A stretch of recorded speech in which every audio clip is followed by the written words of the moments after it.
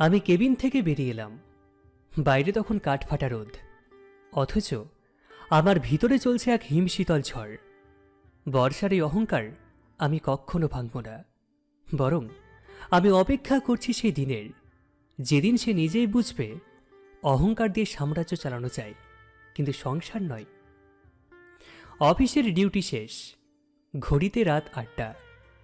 বর্ষা তার লেটেস্ট মডেলের মার্সিডিজে ওঠার আগে আমাকে চাবির তোড়াটা ছুড়ে দিল। তার পরনে আজ দামি ডিজাইনার শাড়ি, চোখে মুখে আভিজাত্যে চরম অহংকার। আমি ড্রাইভিং সিটে আর সে পিছনের সিটে, ঠিক যেমনটা সে চেয়েছিল। বর্ষা আয়নায় নিজের লিপস্টিক ঠিক করতে করতে বলল, গাড়িটা ভেন্যু থেকে একটু দূরে পার্ক করবে আকাশ। আমি চাই না আমার বিজনেস পার্টনাররা দেখুক যে আমার পিয়ে আমার ড্রাইভার হিসেবে কাজ করছে। আর শোনো, ফোন সাইলেন্ট রাখবে, উল্টো পাল্টা কল দিয়ে ডিস্টার্ব করবে না। আচ্ছা ম্যাম, তবে মনে করিয়ে দিই, রাত বাড়লে আবহাওয়া খারাপ হতে পারে। আপনার তো আবার ঠান্ডার সমস্যা আছে, সাবধানে থাকবেন। নিজের চিন্তা করো, বর্ষা চৌধুরী জানে কখন তাকে কি করতে হয়।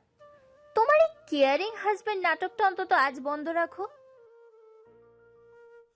পার্টি শুরু হলো। আমি দূরে দাঁড়িয়ে রইলাম।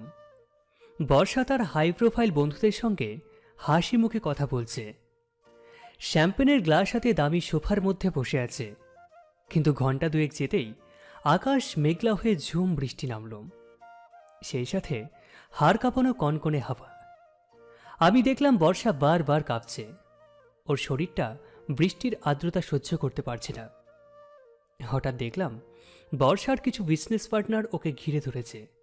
তাদের কথাবার্তা এবং অঙ্গিভঙ্গি খুব একটা সুবিধার মনে হচ্ছে না আমার কাছে। একজন তো নেশার ঘরে বর্ষার কাঁধে হাত রাখার চেষ্টা করছে। বর্ষা বারবার বিরক্ত হচ্ছে, কিন্তু বিজনেস ডিল হারানোর ভয়ে কিছু বলতেও পারছে না। আমি আর চুপ করে থাকতে পারলাম না। কোটটা গায়ের মধ্যে জড়িয়ে সোজা ঢুকে পড়লাম ভেন্যুর ভিতরে। বর্ষা আমাকে দেখে অবাক হয়ে রাগান্বিত স্বরে বলল,